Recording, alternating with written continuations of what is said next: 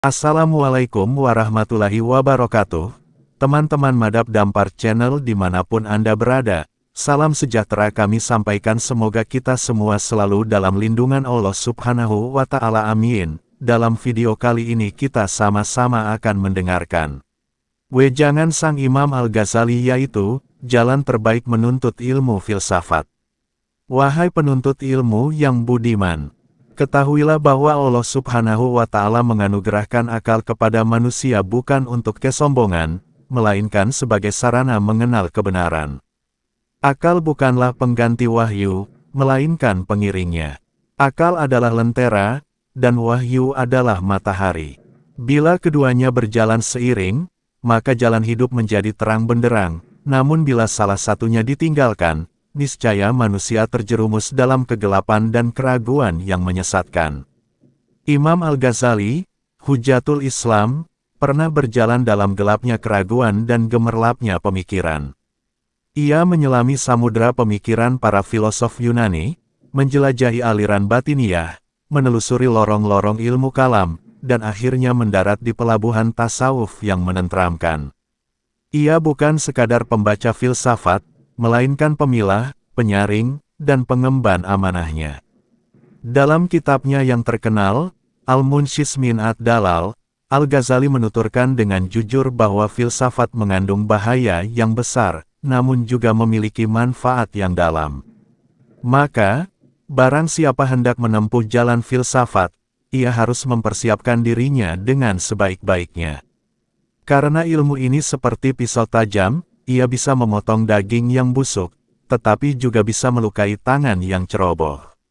Bagian 1, menata niat dan membangun fondasi ilmu. Sebelum engkau membuka halaman demi halaman buku filsafat, tanyakanlah terlebih dahulu kepada jiwamu, untuk apa aku menuntut ilmu ini? Apakah engkau ingin dikenal cerdas? Ingin berdebat di mimbar? Ingin memukau orang awam dengan istilah-istilah asing? Jika itu tujuanmu, maka berhentilah. Filsafat bukanlah panggung untuk keangkuhan, melainkan jembatan menuju pemahaman yang lebih halus, mendalam, dan menyejukkan. Al-Ghazali meletakkan 3 fondasi penting bagi siapapun yang ingin belajar filsafat. 1. Ilmu syariat yang kokoh. Jangan masuk ke dunia filsafat sebelum engkau menguasai Al-Quran, hadits, fikih, dan usuluddin. Ibarat kapal, filsafat adalah layar yang membawa pelayaranmu melaju lebih cepat. Namun bila tanpa dasar syariat, layar itu akan membawamu menjauh dari arah kiblat. 2. Niat yang lurus. Niatkan menuntut ilmu filsafat untuk mengenal kelemahan akal, memahami keterbatasan manusia, dan memperkuat keimanan terhadap Allah. Jangan menjadikan akal sebagai berhala yang disembah, tetapi sebagai alat untuk menyadari bahwa kebenaran sejati hanya ada pada wahyu. 3. Guru yang mumpuni. Jangan belajar filsafat tanpa bimbingan seorang alim yang mengerti agama. Sebab, jika engkau belajar filsafat hanya dari buku, engkau akan mudah terpeleset dalam istilah, konsep, dan logika yang tampak rasional, tetapi sesat dalam makna. Lebih besar dari, aku tidak melarang orang mempelajari filsafat, tetapi aku melarangnya sebelum ia matang dalam agama dan teguh dalam keyakinan. Imam Al-Ghazali.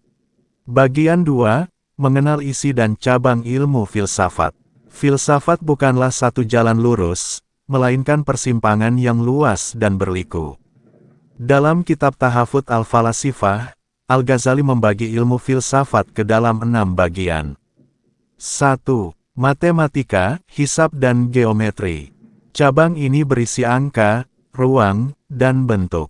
Ia tak bertentangan dengan agama, tetapi bisa menjerumuskan bila orang mengagumi presisi logikanya, lalu menyangka seluruh kebenaran dapat ditakar dengan angka.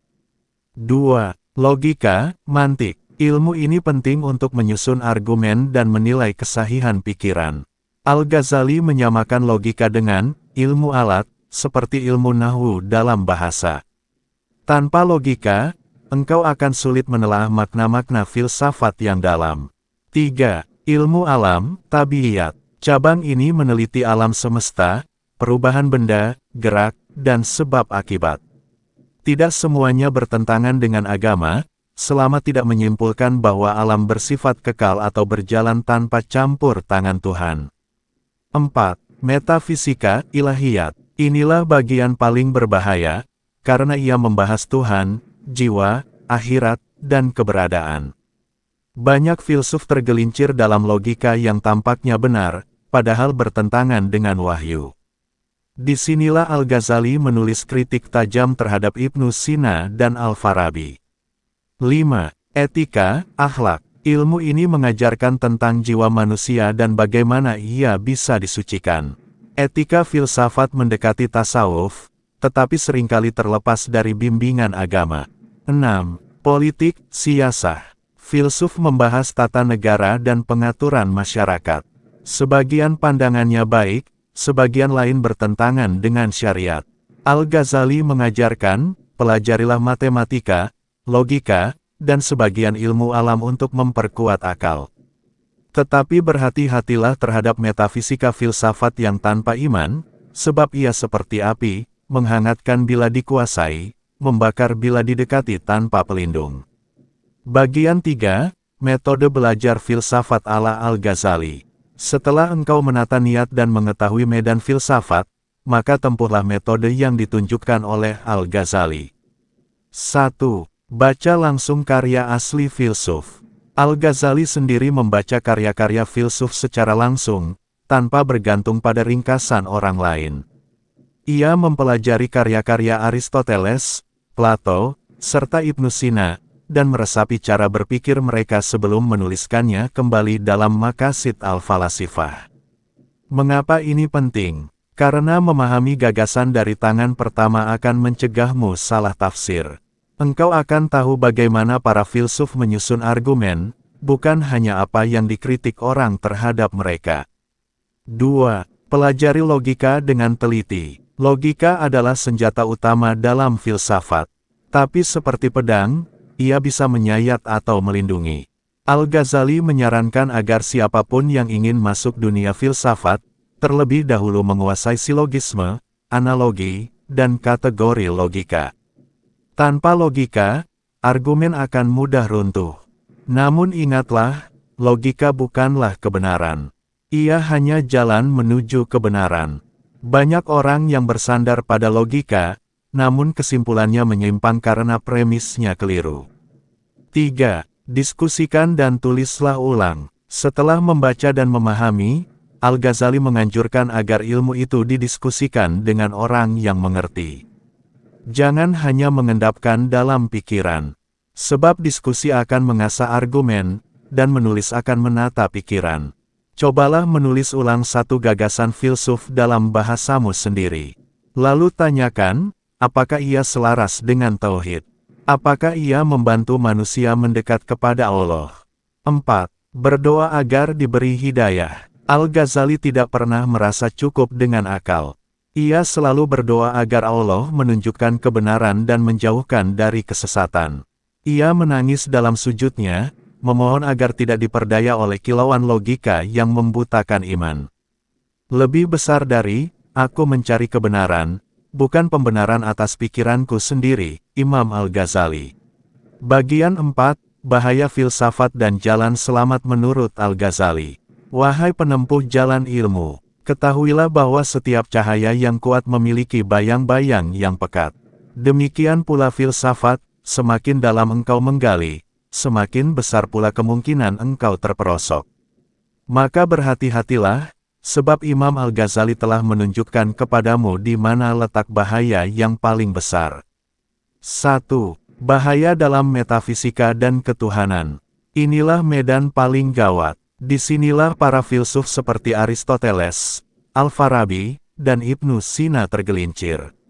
Mereka menggunakan logika manusia untuk membahas hakikat Tuhan, jiwa, dan akhirat, padahal akal manusia, sejenius apapun, tidak mampu menjangkau seluruh perkara gaib. Al-Ghazali dengan tegas menyatakan bahwa para filsuf itu terjatuh dalam 3 kekeliruan besar yang menyebabkan mereka kafir. Menganggap alam ini kadim tidak berawal, padahal dalam Islam, alam diciptakan oleh Allah dari tiada. Menolak kebangkitan jasad di akhirat, hanya percaya pada kebangkitan ruh. Menyangkal bahwa Allah mengetahui segala hal yang partikular secara terperinci. Dalam Tahafut Al-Falasifah, Al-Ghazali tidak hanya membantah, tetapi juga mematahkan argumen mereka dari dalam, dengan logika, bahasa mereka sendiri, sambil membawa cahaya wahyu. Maka ia menjadi penjaga batas, tidak membuang filsafat, tapi tidak pula memujanya membabi buta. 2. Bahaya kesombongan intelektual. Ilmu filsafat, karena kehalusan konsep dan keindahan sistemnya, seringkali menjadikan pelajarnya merasa lebih unggul dari orang lain. Padahal, kesombongan adalah penghalang utama dari hidayah. Al-Ghazali mengingatkan, barang siapa mempelajari ilmu untuk berdebat dan menunjukkan kepintaran, maka ia sedang menggali lubang baginya di neraka. Jalan selamat menurut Al-Ghazali bukanlah menutup pintu filsafat, tapi menapakinya dengan iman sebagai penuntun dan akhlak sebagai pengaman. Lebih besar dari, ilmu adalah hujah atasmu, bukan untukmu, jika tidak disertai ketakwaan, Imam Al-Ghazali.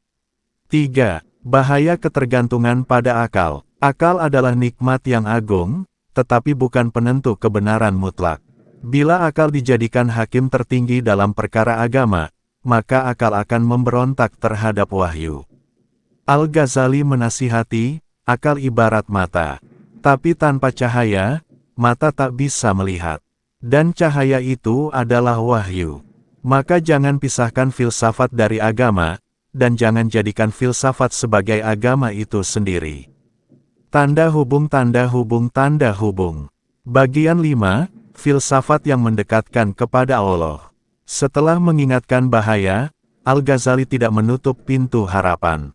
Ia mengajarkan bahwa filsafat bisa menjadi jalan mendekatkan diri kepada Allah, asal dipilih dengan bijak dan dipakai dengan hikmah. 1. Filsafat etika, akhlakiyat. Inilah cabang filsafat yang paling selaras dengan Islam.